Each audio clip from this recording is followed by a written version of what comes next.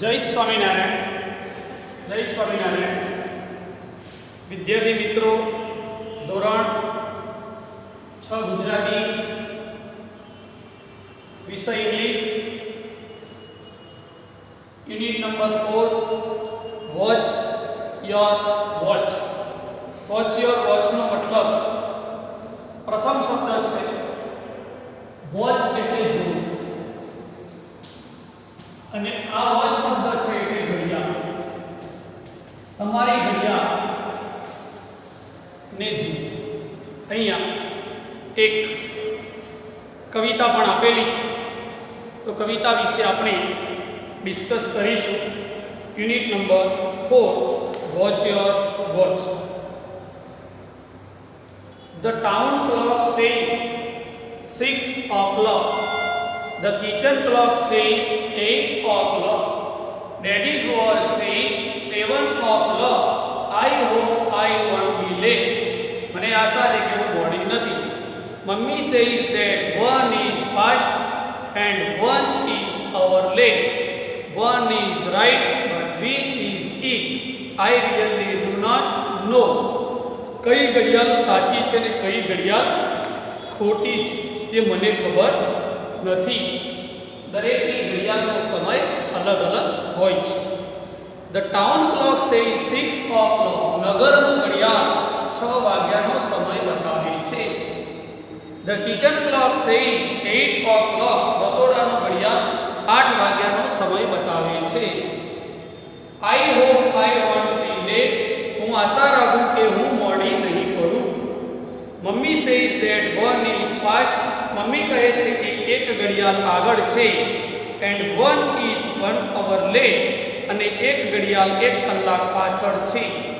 1 is right but which is it. કઈ ઘડિયાળ બરાબર છે, કઈ નથી બરાબર છે, પરંતુ કઈ છે એ ખબર નથી. I really do not know. મને ખરેખર ખબર નથી. તો મિત્રો, ઘણી વખત ઘડિયાળનો ટાઈમ આપણે સેટ કરીએ છીએ અને એ ઘડિયાળના ટાઈમ પ્રમાણે આપણે પણ ટાઈમ ટેબલ બનાવીએ છીએ. તો એ ટાઈમ ટેબલ પ્રમાણે આપણે ચાલવાનું છે. જેમ 12 મહિનામાં ઋતુઓ હોય, ઋતુઓ ક્રમશઃ ધીરે ધીરે વર્ષા ઋતુ આવે એટલે કે વરસાદ આવે, વરસાદ પૂરો થાય પછી શિયાળો આવે, શિયાળો પૂરો થાય એટલે ઉનાળો આવે. આ રીતે ઋતુઓ ક્રમમાં ચાલે છે. આપણે પણ સમય પ્રમાણે ચાલીએ છીએ. તમારા શિક્ષક નીચેના જેવા પ્રશ્નો પૂછશે, ચિત્રની મદદથી તેના જવાબ આપો. તે જવાબો અને કવિતાને આધારે કોઠામાં વિગતો ભરો.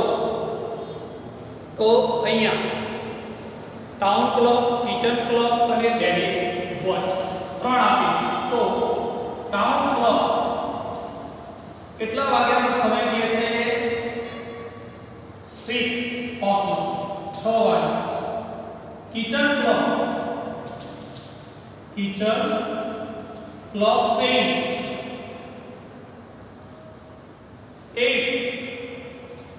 8 o'clock. and daddy's watch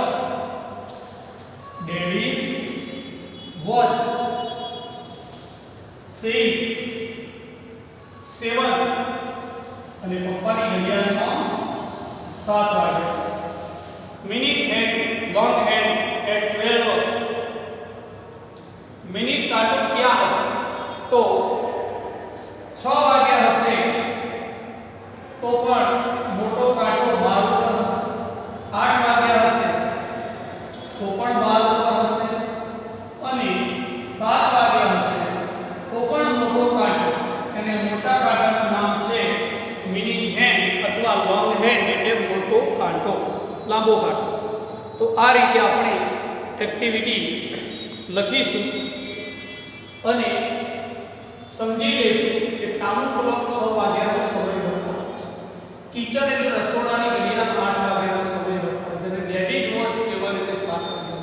મિત્રો, આ રીતે ઘણી વખત ઘડિયાળ આગળ પાછળ હોય તેને સેટ કરવી અને આ સમય પ્રમાણે આપણે ઘડિયાળનો ટાઈમ મિલાવી અને આપણા ટાઈમ ટેબલ પ્રમાણે આપણે કામ કરવું. હવે મિત્રો, આપણે જઈએ એક્ટિવિટી 2 તરફ. એક્ટિવિટી 2 ની અંદર પણ સમય વિશે જ સમજાવ્યું છે. Activity 2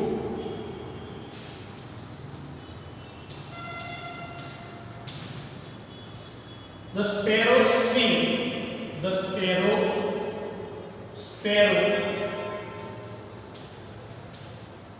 swing.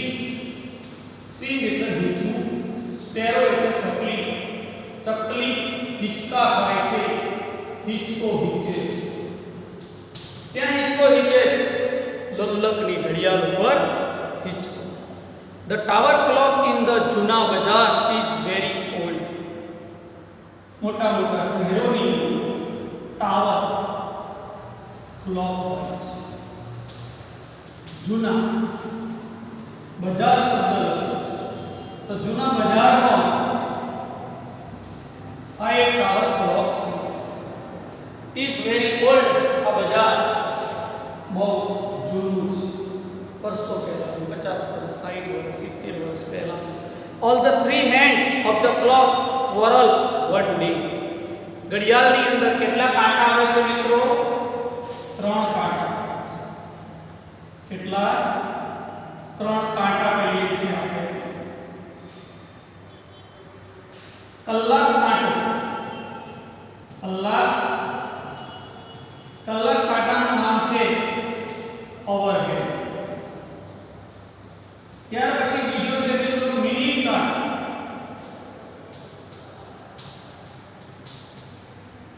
મિનિટ.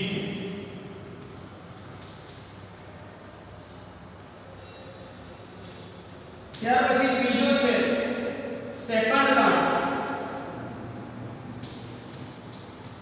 જેનું નામ છે સેકન્ડ. આ રીતે 3 પ્રકારના કાંટા ઘડિયાળમાં આવે છે. પટલો સેકન્ડ કાંટો હોય, મિનિટ કાંટો, કલાક કાંટો, અલગ અલગ કાંટાઓ હોય છે. અહીંયા The thin hand shouted. Thin એટલે એકદમ પતલો. I am very fast.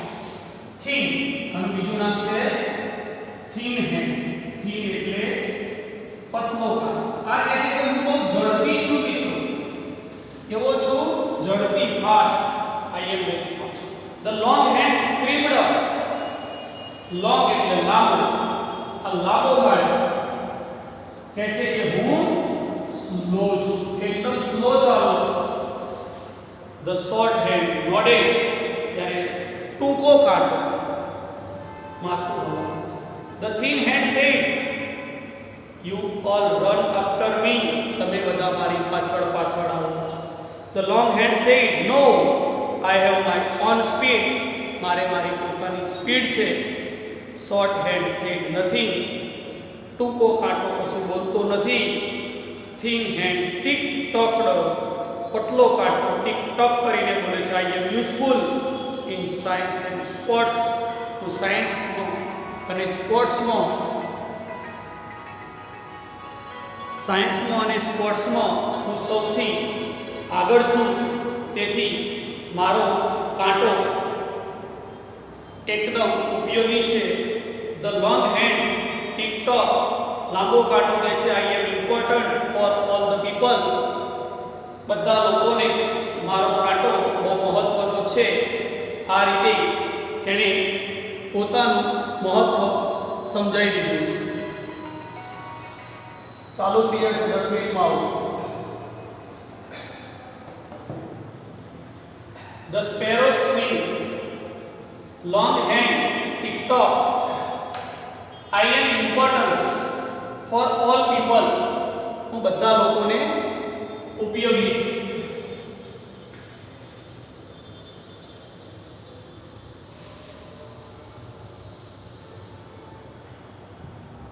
હવે મિત્રો now the short hand was angry. Short hand angry. Angry એટલે ગુસ્સે થાય છે. Stop your noise. Stop your noise. તમારો ઘોંઘાટ બંધ કરો. noise એટલે ઘોંઘાટ. તમારો ઘોંઘાટ બંધ કરો. He kicked hard. Kicked hard એટલે ઝડપી લાત મારે છે. The thin and long hand fell down. Thin એટલે પતલો and hand long hand એટલે લાંબો. Fell down એટલે પડી જાય છે. Kanjibhai noticed this first. કાનજીભાઈને ખબર પડી જાય છે. he looked up to set his wristwatch. તે પોતાની ઘડિયાળ સેટ કરે છે.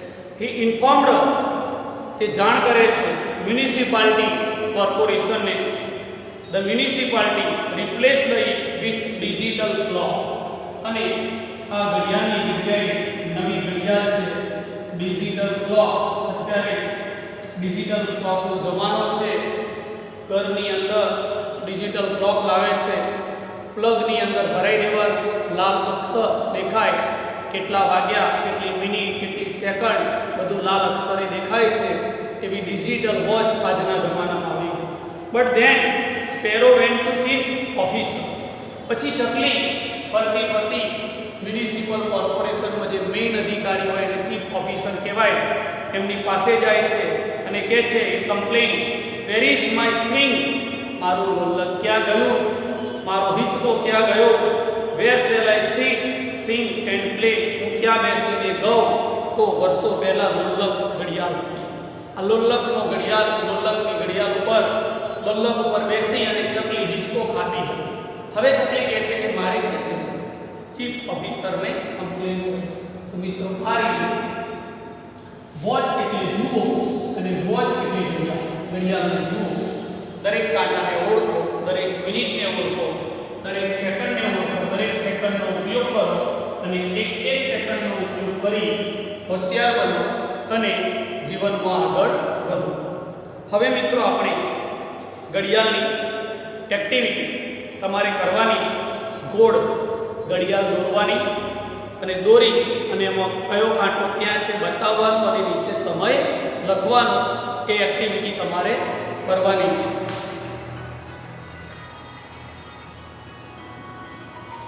તો મિત્રો 2 મિનિટ ચલો.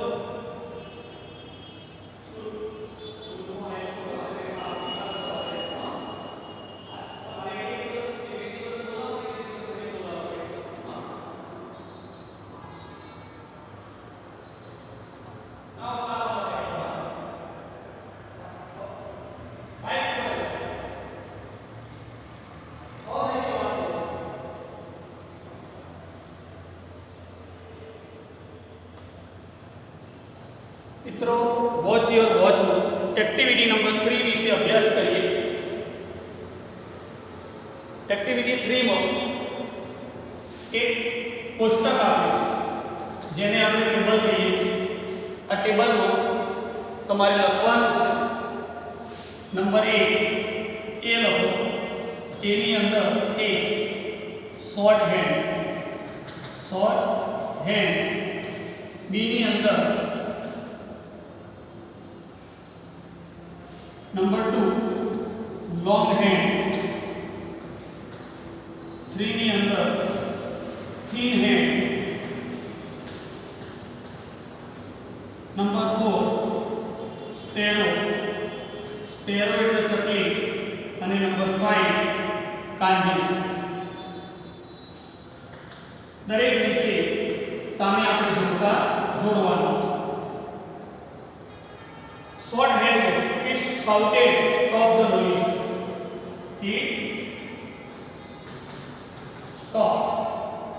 It shouted, stop the noise. Long hand, I am also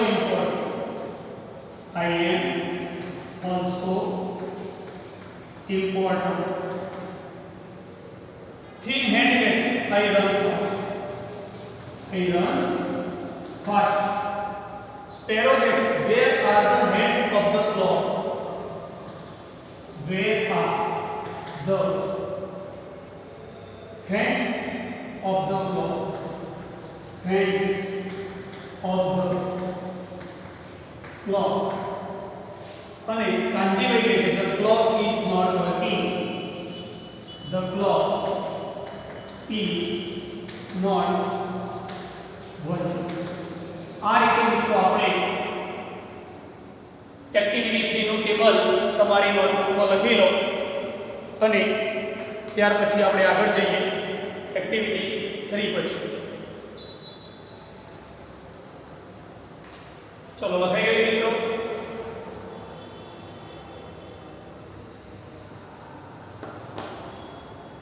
short head, long head, thin head, sparrow, Kanjibhai આ બધું નોટબુકમાં લખી લો. સામે જોડકા છે, પરીક્ષામાં જોડકા પણ ઘણીવાર પૂછાય છે. નીચે આપેલા વાક્યને યોગ્ય ક્રમમાં ગોઠવો જેથી સ્પેરો સ્ટ્રિંગ વાર્તા બને. તો સ્પેરો સ્ટ્રિંગ વાળી વાર્તા લખવા માટે પહેલા કયા વાક્ય લખીશું?